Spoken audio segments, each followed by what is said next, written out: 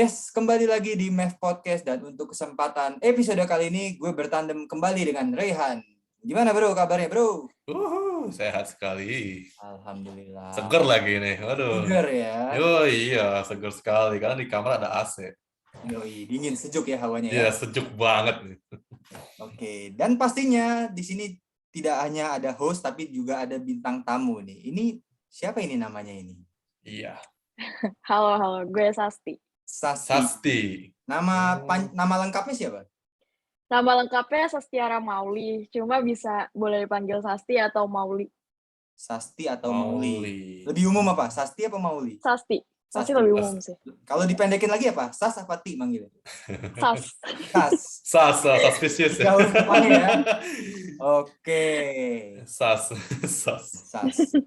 Gak apa-apa. Oke. Iya. Sasti biasanya kita di setiap bintang tamu di episode MEF Podcast itu menjelaskan dulu nih latar belakang pendidikannya seperti apa. Terus kalau ada kesibukan mungkin di kampus atau di luar kampus bisa kuliah dan ambil jurusan apa sekarang.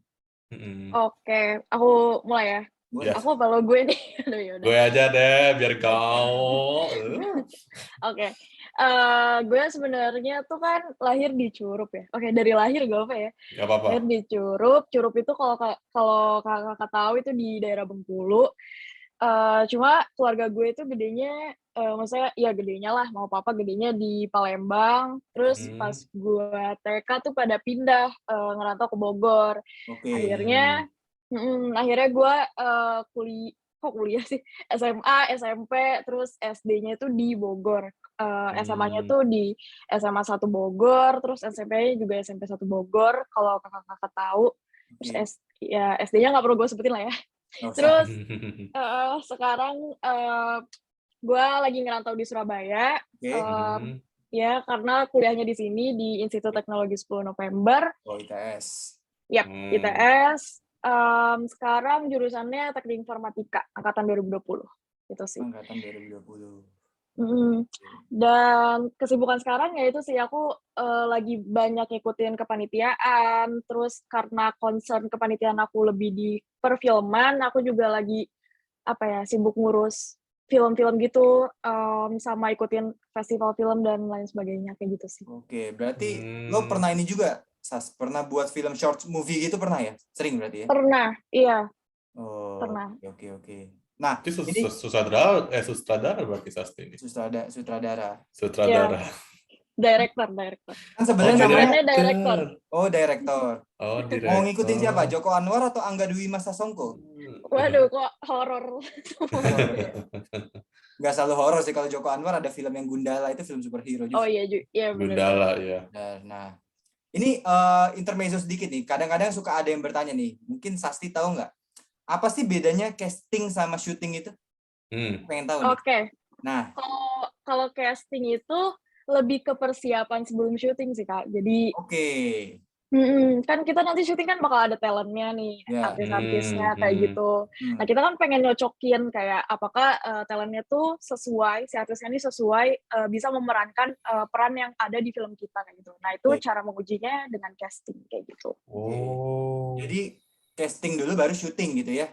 Yap. Oh, bedanya di situ berarti ya. Proses sebelum syuting adalah casting. Yap. Oke. Berarti nggak ada briefingnya nggak tuh? Sama kayak briefing berarti? Nggak? Kalau briefing buat take filmnya itu lebih ke reading namanya. Oh ya, reading. Benar. Reading. Pembacaan naskah, Rey, maksudnya. Oh ya. Casting, reading, baru syuting.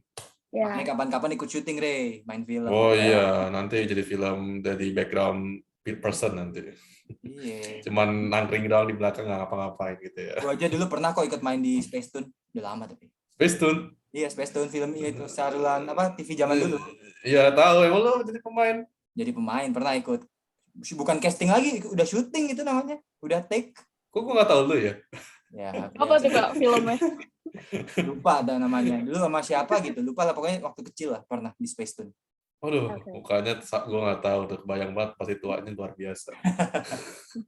Oke. Nah, ini sebenarnya kita di episode ini sebenarnya ngomongin, karena sesuai nih dengan Sasti ini, kita ngomongin yang berbau-bau film nih. Nah, tapi apakah adegan-adegan di film itu pada kenyataannya iya atau masih bisa diperdebatkan atau kenyataannya nggak kayak gitu. Nah, tapi sebelum lebih dalam ke sana, gue pengen nanya nih, Sas.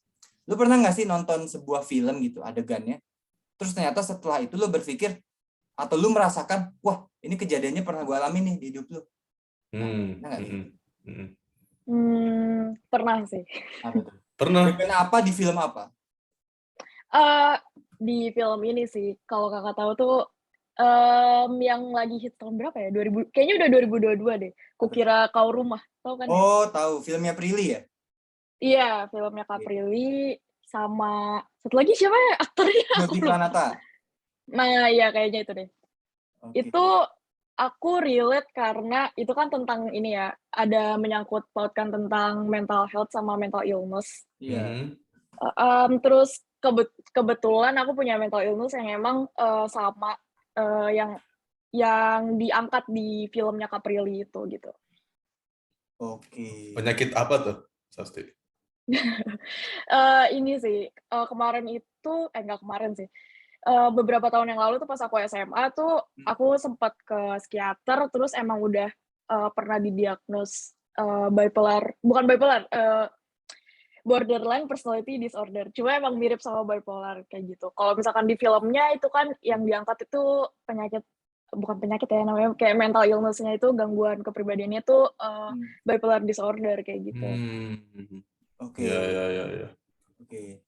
Nah, lo kan tadi ngomongin soal film yang kukira Kau di Rumah itu ya, filmnya Prilly tadi kan? Kukira Kau Rumah, Kak. Kukira Kukira Kau Kau- Rumah, maaf. Kukira kau di rumah. Kukira Kau di Rumah nanyain kabar dong. Kukira Iya Kau dong. Lu ngapain buru-buru?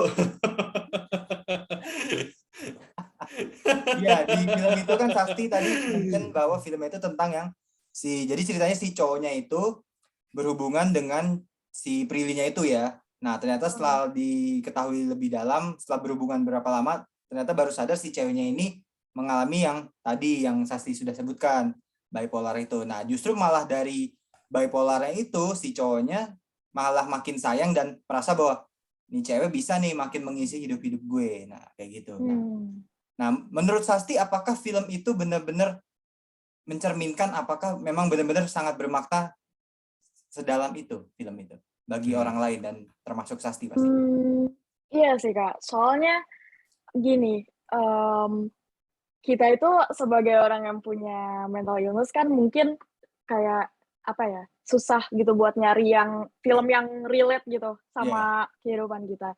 Terus kita juga kadang tuh suka kayak struggling yang kayak apa namanya, kayaknya nggak semua orang tuh bisa nerima kita kayak gitu.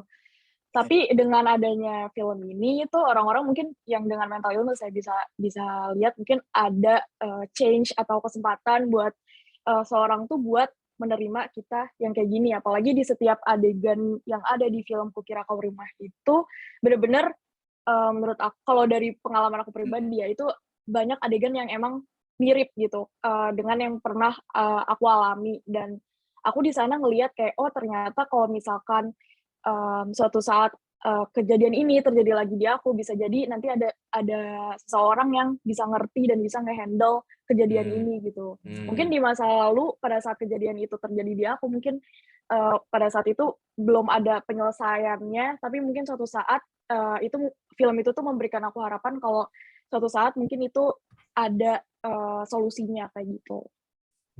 Oke. Wah, Jadi berat. pembahasannya jadi berat nih ya. Oh, nggak apa-apa. Santai-santai. Nggak apa-apa. Emang kalau bisa lebih berat lagi kita. Wih. Tapi lebih berat rindu sih kayaknya. Iya sih. Makanya cukup Dilan aja. Iya, cukup Dilan. Nah, selain film itu tadi ada juga film yang 5cm. Nah, 5cm ya mungkin ada nggak sih yang nggak nonton 5cm tuh? 5 Ada kali ya. Cuman kebanyakan kan nonton ya. Jadi Sasti juga nonton kan film 5cm itu. Jadi sebenarnya kan kisah pertemanan 5 orang ya. Dan di mana ada satu momen, satu scene gitu di mana mereka memutuskan, si Gentanya itu kan yang memutuskan bahwa kita misah aja dulu nih. Nanti beberapa bulan setelahnya gue kasih surprise lah. Kita mau kemana gitu kan. Nah, kalau dari Sasti bisa nggak sih memisahkan diri dari kelompok, terutama circle terdekat gitu untuk urusan masing-masing? Mereka menyelesaikan dulu masing-masing. Misalkan Sasti punya 4 teman yang gak satu kampus nih, tapi teman SMA Sasti semua. Tapi sampai sekarang Sasti deket nih berlima itu deket nih teman SMA-nya. Nah, berarti kan satu angkatan tuh ya, asumsinya satu angkatan kan. Nah, Sasti pernah mengalami kayak, oke masing-masing kita fokus buat tesis mah kampus kita ya maksudnya. buat skripsi. Nah, pernah nggak mengalami kayak gitu? Atau mungkin prioritas yang lain kayak mau KKN gitu atau gimana? Pernah kayak gitu. Kayaknya semua orang pernah ya. Ini sih, mungkin aku cerita pas aku SMA ya Kak. Iya boleh. Kan SMA waktu kelas 12 kan persiapan buat UTBK nih. Oke. Apalagi teman-teman tuh pada pengen masuknya PTN kan kayak gitu. Jadi yang tadinya aku sama beberapa, sebenarnya bukan circle sih, bukan apa ya, kayak misalkan kelompok 4 orang atau berapa, tapi lebih ke yang kayak teman-teman yang biasanya tuh di mana-mana pasti nongkrong gitu loh, kayak pulang sekolah segala macam kayak gitu. Terus juga dulu tuh aku masih yang bucin, kayak karena bucinnya udah 3 tahun, terus jadinya kayak nongkrong 24/7 sama dia kayak gitu kan. Jadinya cuma karena kita sama-sama udah kelas 12 kayak gitu, jadi kita mikir gitu, kayaknya nggak bisa deh kayak gini terus gitu. Masa kita walaupun kita udah berusaha gitu, kayak misalkan ketemu tuh buat belajar, kelas 12 ini lebih buat belajar, bukan lebih buat bucin atau kayak ngobrol-ngobrol, kayak biasa kita nongkrong sama teman-teman gitu. Tapi tetap aja pasti ada nggak fokusnya dan ujung-ujungnya kayak malah jadi main atau malas-malesan atau ngeluh atau gimana. Jadi ya udah pada saat itu kita memutuskan untuk pulang sekolah, nggak ada ketemu dulu, langsung les. Terus paling cuma kayak pagi-pagi ngabarin, terus pulang les segala macam, nyampe rumah jam 11 itu baru, maksudnya 11 malam itu baru ngabarin lagi, terus tidur. Jadi kayak benar-benar fokus buat UTBK dulu kayak gitu. Jadi ini sih ada salah satu, ini aku baru nonton gitu Kak, kayak series American TV series gitu, judulnya Euphoria. Sebenarnya apa ya, ini tuh harusnya ditonton sama orang yang emang udah ini sih, udah dewasa lah gitu. Maksudnya bukan yang underage kayak gitu. Padahal di itunya sih enggak. Ya, saya kurang tahu lah ya. Tapi di TV seriesnya kayaknya enggak ada anak SMA. Iya, kayaknya enggak ya. Iya, tapi kehidupan di seriesnya tuh anak SMA, bener sih, kayak gitu. Cuma emang pesan-pesan di dalamnya kalau misalkan ditonton sama kayak orang tua atau yang anak-anak lebih dewasa tuh gitu mungkin. Iya. Mungkin mereka bakal lebih memahami lah gitu. Oh iya, sama pacar lebih paham malah. Oke, ya gitu. Maksudnya, kita luruskan ya. Rehan paham soalnya beginian sih. Wajar. Kayaknya ya Kak Rehan sangat bersemangat. Kalau ini sangat berpengalaman. Udah nonton belum Kak? Apa Euphoria? Tahu sekilas lah. Tapi kalau bisa bilang ya, kalau dibilang sama keluarga kayaknya kalau di sini agak kurang gitu ya. Kurang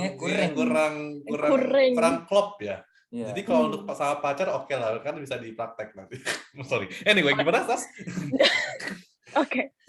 Ya udah, mungkin ya karena dia juga bisa geleng-geleng dong. Karena dia udah biasa. Ya udah, intinya si Euphoria ini kan ngebahas kayak how teenagers struggle with their life gitu kan. Itu kalau di filmnya tuh ada tentang depression, ya balik lagi lah ya, aku selalu excited sama yang namanya mental health kayak gitu. Terus ada ya ini, mereka kayak nyari tahu apa ya, kayak memperlihatkan gimana teenager itu nyari tahu cinta yang sebenarnya tuh kayak gimana sih, walaupun mereka tuh kayak gagal mulu, percintaannya kayak selalu broken kayak gitulah. Tapi mereka tuh kayak berjuang gimana sih sebenarnya percintaan yang baik dan benar. Maksudnya ya baik dan benar. Tepat dan kurang tepat kali. Proper yang tidak proper ya. Enggak, lebih tepatnya tepat dan tidak tepat kali. Kebawa kayak wawancara gitu kan. Santai podcastnya. Iya, santai. Yang apa ya bahasanya, yang proper lah gitu, yang nggak saling nyakitin, yang kayak gitu. Walaupun ujung-ujungnya ketemunya kalau di filmnya ya yang rusak-rusak gitu, yang yang kurang-kurang Yang kayak bahasan tadi. kurang-kurang, Iya. ya berpengalaman semua ya. Ya. Ya gitu. Ya. Itu sih filmnya. Terus di film itu tuh ada beberapa quotes yang Mengena ya? Kenapa? Cukup mengena quotes-nya. Iya, ikut mengena. Apa itu? Aku ini deh, mau di-spill sekarang apa spill nanti nih? Spill sekarang nggak apa-apa. Ya udah. Ada satu sih. Ini mungkin tentang pertemanan ya, kayak I feel like her sobriety is completely dependent on how available I am to her. Jadi ini tuh scene-nya Zendaya sama temennya namanya tuh Jules kalau di filmnya, tapi aku lupa yang mainin siapa. Jadi ini tuh tentang seberapa terikatnya mereka Itu si sama Hunter lain. nggak usah mainnya. Hunter siapa? Iya kayaknya. Iya. Seberapa terikatnya mereka satu sama lain sebagai seorang sahabat gitu, sampai kebahagiaan mereka tuh tergantung kebahagiaan satu sama lain gitu. Oke. Itu kan udah masuknya ke kayak toxic friendship. Bisa. Gitu kan. Arahnya bisa ke sana, benar. Iya, arahnya ke situ. Iya gitu sih. Okay. Itu salah satu quotes-nya. Salah satu quotes-nya itu ya. Ya. Alright. Nah, kita balik lagi ke film ya. Tadi kan kita ke TV series ya, Sasti ya. Karena biasanya tuh kan mungkin untuk di kartun nggak sepenuhnya nyata ya. Tapi kalau untuk film-film yang western atau mungkin Asia yang berbau live action ya, yang benar-benar manusia yang main, itu pasti gue yakin banget itu semua itu kenyataan itu pasti ada, kecuali yang ini ya, yang fantasi ya, itu lain cerita. Tapi intisarinya ada gitu kenyataannya. Nah, salah satunya ini film yang mungkin bermain mental juga ya, ini mungkin balik lagi ke Sasti ya, yaitu bipolar disorder, yang dimana di film ini menurut Sasti nih apakah ini benar-benar nyata ya? Ini kan kita tahu bahwa film itu kan nggak semuanya nyata, tapi ya let's say lah 60%, 80% mungkin ya kan nyata gitu dalam kenyataan dunia yang penuh dengan ketidakpastian. Kan kayak terlalu berat ya. Ketidakpastian ya. Iya. Nah, oke, balik lagi ke film ya. Tantrum atau ledakan emosi ya. Pada bipolar disorder yang di film itu biasa diatasi dengan minum obat penenang gitu. Itu bisa jangan-jangan di film itu minumnya permen lagi, bukan obat lagi. Gitu. Iya sih kayaknya. Sampai banyak banget itu di tangan itu kayak obat semua. Satu kepal gitu. Nah, menurut farmasi kayaknya. Makanya itu kayak permen gigi deh. Menurut Sasti gimana tuh? Apakah itu nyata? Yes. Sebenarnya mungkin apa ya, bisa ya nyata sih, cuma mungkin ada yang dilebih-lebihkan dikit kali ya, mungkin biar lebih dramatis ya. Ya kayak kotak obatnya banyak, gitu. ya kotak obatnya banyak gitu, terus ngambilnya kayak kayak ngambil beras setangan gitu kan. Kalau kayak gitu pagi-paginya nggak bangun dong. Iya, jadi sebenarnya bener sih, maksudnya kalau misalkan kita ke yang profesional juga, ke psikiater gitu, kayak kalau misalkan orang dengan mental illness itu, kalau misalkan mereka ada kecenderungan panic attack kayak gitu, itu mungkin panic attack-nya ya, bagian dari bipolar disorder itu biasanya mereka suka ada tantrum, panic attack kayak gitu, itu bisa diatasi dengan obat-obatan. Cuma gak selalu harus obat-obatan gitu, jadi harus ada hal-hal yang mendukung, kayak misalkan cara mereka ngerelaksasi badan mereka gimana gitu, karena kalau cuma bergantung sama obat doang kan agak gak baik, dan maksudnya efeknya tuh gak langsung kan gitu. Iya, betul. Kalau misalkan nunggu, dan bisa jadi kalau misalkan cuma bergantung sama obat, itu mereka harus kayak malah jadi melebih-lebihkan obatnya, kayak yang di film-film tuh, kayak mungkin misalkan kayaknya satu tablet gak cukup gitu, terus kayak nambah lagi, terus malah ujung-ujungnya overdosis. Ya overdose ya.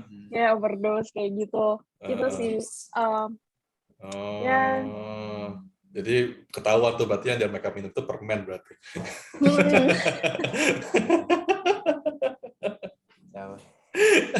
Iya. Itu jatuhnya malah kayak suicide attempt dong. Iya, apalagi biasanya tuh Coba Tim, bunuh lu ini diri. nggak sih, ngerasa nggak sih kalau di film-film yang ada psikiaternya tuh, itu pasti nggak Hmm. jauh yang namanya perempuan yang pokoknya mencolok banget apa kayaknya mukanya, make up-annya itu kayak merasa kayak psikiater itu enak loh gitu apa Apa yang enak nih? ya itu Oh, konsulnya gitu. nah. Iya, Oh, padahal yang dibikin abu-abu lah gitu iya, katanya. padahal yang aslinya mah udah pada tua. Anyway. Nah, sekarang yang kita lihat lagi di film yang mungkin seseorang yang punya mental illness ya kan, tertentu, tapi kita nggak tahu nih, mungkin apa kayak misalnya depresi atau stres gitu. Tapi ini cenderung merasa dirinya itu rendah diri, misalnya dia tidak percaya sama yang mereka cintai gitu, sama pacarnya mungkin atau sama friend zone-nya gitu, atau selalu merasa seseorang yang di sekitar mereka tuh, si sang pemeran utamanya itu dia merasa ada orang yang lebih better atau lebih baik lah dibanding dia, tapi lucunya nggak ngedeketin tuh begitu. Nah itu menurut Sasti itu nyata nggak? Iya. Iya. Oh, kayak pengalaman banget kayaknya ya. pengalaman banget kayaknya. Pengalaman banget ya. Gimana tuh? Coba di spill di sini, dibuka semua Ya, pengalaman. boleh sampai ke bijinya. Sampai ke akar-akarnya. Oke. Ya, gimana Sas? Gimana tuh? Iya, jadi ya mungkin bisa ini kali ya, membahas soal yang tadi kakak bilang tentang ngerasa someone itu bukan deserve ya, kayak better ketemu orang lain lah gitu daripada ketemu sama gue kayak gitu. Karena ini sebenarnya nggak cuma tentang percintaan doang atau persahabatan, bahkan kayak ke keluarga pun kadang tuh ngerasa kayaknya dia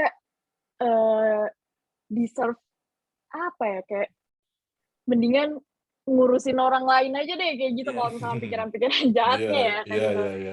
Karena kayak kadang ngerasa orang lain tuh lebih stable, lebih bisa handle diri mereka masing-masing, lebih mandiri. Sedangkan kita tuh kadang ngerasa terlalu butuh seseorang untuk bukan bersandar ya, kayak untuk bantuin kita kalau misalnya kita lagi nggak stable kayak gitu. Dan kalau misalkan di relationship itu kan kayak nggak semua orang bisa menerima ke-unstablean seseorang gitu loh. Kalau misalkan kalau misalkan nggak negatif sih, emang faktanya kayak gitu ya kayak gitu. Wow, udah pasti berarti ya. Udah pasti, nggak tahu sih. Berarti Tapi itu ini, sorry sebentar, out of topic. Sasti tahu nggak bahwa ada apa namanya istilahnya ya? Pasti di keluarga, nggak setiap keluarga sih. Cuman kamu pernah dengar nggak sih cerita bahwa misalkan aku sama gue malu sepupuan nih ya. Terus gue punya adik. Nah, adik gue kan sepupu lu juga kan berarti. Nah, adik gue misalkan mau nikahan nih. Cuman gue bilang ke adik gue, si Sasti itu nggak usah diundang lah ke pernikahan kamu gitu. Karena misalkan dia kayak miskin, kayak misalkan terbelakang atau mungkin apa. Gitu. Sasti pernah dengar cerita kayak gitu nggak? Nggak mau keluarga sendiri nggak mau ngundang yang sebenarnya cukup dekat karena ya mungkin faktor ekonomi, faktor disabilitas gitu. Pernah dengar ada pengalaman kayak gitu nggak? Itu kalau kalau kata gue ya. Kalau gue lihat itu lebih ke sinetron bukan, Div? Tapi kenyataan juga ada gitu, Rey. Jadi sorry nih, misalkan apa aja nih ya. Jadi ada salah satu teman gue, kita nggak usah sebut nama ya. Ternyata ibunya itu punya saudara banyak lah, kandung itu banyak. Cuman yang dia sering cerita adalah adiknya, karena adiknya sukses dan kuliah di mana gitu. Jadi pokoknya ceritanya adiknya terus. Nah, ternyata adiknya itu karena yang lainnya mungkin secara ekonomi jauh gitu di bawah. Nah, nggak pernah ceritain, bahkan nggak dianggap gitu. Nah, nggak tahu dari Sasti pernah ada cerita kayak gitu nggak? Kurang lebih sama. Ya biasanya paling simpel sih contoh itu mengundang pernikahan itu kayak gitu tuh, banyak yang kejadian. Si itu nggak usah diundang lah, ngapain juga kan, nggak ada kontribusinya buat keluarga kita misalkan kayak gitu. Jadi jadi secara ringkas itu adalah membelakangi lah orang yang belum sukses mereka gitu. Bukan membelakangi lagi, nggak, seolah-olah nggak dianggap. Padahal gue malu misalkan sepupuan Sas kayak gitu. Padahal satu keluarga besar. Itu masih satu nenek ya. Itu gimana tuh, Sas? Nah, nggak kayak gitu kejadian? Pernah sih. Pernah? Ya mungkin tapi nggak terlalu belak-belakan gitu. Iya, Kayak, ya udah. kan. Belak-belakan ada di kantor polisi mereka. Iya. Diadili. Tapi itu kenyataan bener ya itu ya? Kenyataan benar gitu. Karena pasti ada aja kayak omongan-omongan lah kalau misalkan antar keluarga tuh kayaknya.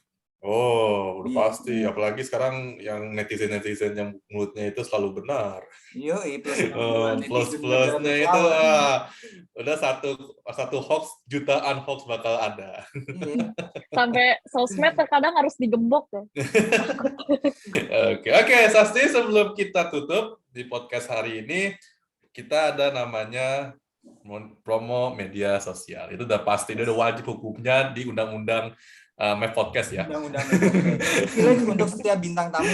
Iya, untuk yang sudah, ini sebagai rasa terima kasih aja Sasti, karena sudah menerima undangan kita lewat sosial media. Jadi boleh dong. Aku juga makasih. Yes, Instagramnya apa Sasti kalau boleh tahu? Maulisas, I-nya 2. Maulisas. @maulisas. Oh, Maulisas. Sasnya Mauli pakai A apa pakai U nih? Sas A ya, bukan U ya berarti ya. Oke. LinkedIn ada, Sas? Ada, Sastiara Mauli. Sastiara Mauli, nama panjang aku. Ada linknya di bio IG kok. Oh, berarti gampang tuh. Jadi kalau kalian mau follow LinkedIn-nya, follow dulu Instagram-nya. Yep. Itu wajib itu. Connect dulu. Iya. Connect Mungkin Facebook, Twitter atau apapun gitu ada nggak? Nggak main sih. Nggak main ya? Iya sih udah nggak zaman. Sosmednya cuma buat portofolio. Oh gitu. Berarti Instagram juga portofolio juga gitu? Enggak sih, ada foto sama teman, foto sendiri. Cuma maksudnya kalau yang kayak TikTok gitu-gitu, kayaknya masih kurang buat ngupload portofolio aku gitu. Jadi belum main gitu. Belum main. Tapi padahal TikTok bagus ya. Maksudnya kayak buat sekarang TikTok prospeknya bagus karena kan bisa menarik lebih banyak viewers ya kalau nggak salah ya. Iya. Bisa ntar juga. Coba deh guys. Boleh lah. Ntar bisa juga lu buka TikTok buat membuka tapi jangan jadi bagaimana pagoi juga sih. Enggak. Jadi misalnya mengajari bagaimana jadi direktur yang baik gitu, direktur film gitu kan bisa, atau enggak mau jadi peran aktor, aktris gitu kan, joget sinden gitu. Siapa namanya? Dian Sastiwadoyo ya? Sastiwadoyo. Sastro deh, bukan Sasti. Dia Sastro kali gue. Mungkin gue tahu dia Sastro bukan dia Sastri dah. Bukan Dian Sastiwadoyo namanya. Hampir di Mef Podcast nih ya, ini privilege banget nih ada calon sutradara nih ya, amin. Mef Podcast ini, dan mudah-mudahan bagi para pendengar Mef Podcast penjelasan dari Sasti dan juga dari gue sama Ray bisa mengena nih ya di kehidupan kalian, bahwa ya yang adegan-adegan di film itu bisa jadi nyata, bisa jadi ya belum tentu benar adanya gitu ya. Dan untuk para pendengar Mef Podcast, sampai di sini dulu episode bareng Sasti, dan ditunggu episode-episode menarik selanjutnya. See you guys, bye-bye. Bye. Sukses.